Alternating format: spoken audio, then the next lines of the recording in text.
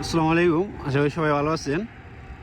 আজকে 10 জানুয়ারি শনিবার, এই যে বিকালবেলা, এই যে ঢাকা সিলেট হাইওয়ে রুট, তা কিন্তু ওই দিক দিয়ে বিশ্ব রোড থেকে করতে করতে প্রায় বেরতলা এলাকায় পৌঁছে গেছে।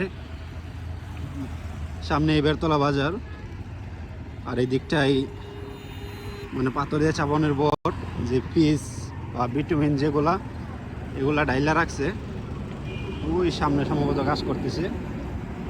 বর্তমানে কিন্তু কাজ অনেক ভালো গতিতে চলতেছে, আগের তুলনায় অনেক অনেক দ্রুত গতিতে চলতেছে। একটা লেন অনেক আগেই করা ছিল, তার পাশে এই যে যে লেনটা দিয়ে আমি যাইতেছি, এটাও বিশুর থেকে করতে করতে প্রায় বেরতলা পৌঁছে গেল। আর তারই পাশে কিন্তু আবার যে সার্ভিস লেন, এগুলারও বিশুর থেকে শুরু করে মানে বালু দিয়ে ভরাট করা চলতেছে। ওই যে একটা সিঞ্জি যাইতেছে, এদিক দিয়ে একটা লেন হবে সিঙ্গেল, আর ওই পারে আরেকটা লেন হবে সিঙ্গেল, মানে দুই পাশ দিয়ে দুইটা সিঙ্গেল লেন হবে, যেটা এই শহরের সার্ভিস লেন, মানে যে জেলার ভিতরে পড়বে ওই জেলার গাড়িগুলো চলাচল করার জন্য, লোকাল গাড়িগুলো।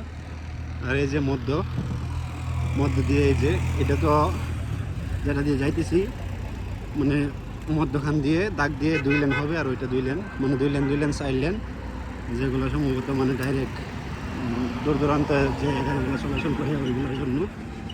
ওই যে রাস্তার পাশে যে ডিভাইডার নাকি মানে ব্লকগুলো লাগাইতেছে শ্রমিক।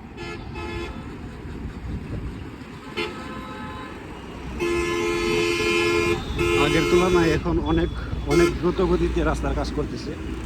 এই যে বেরতলা বাজার,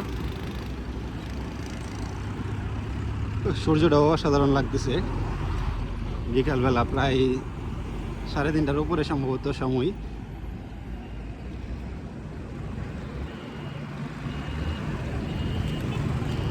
সময়ের ব্যবধানে আমাদের দেশের যোগাযোগ ব্যবস্থা এখন পুরাই পরিবর্তন হয়ে যাইতেছে।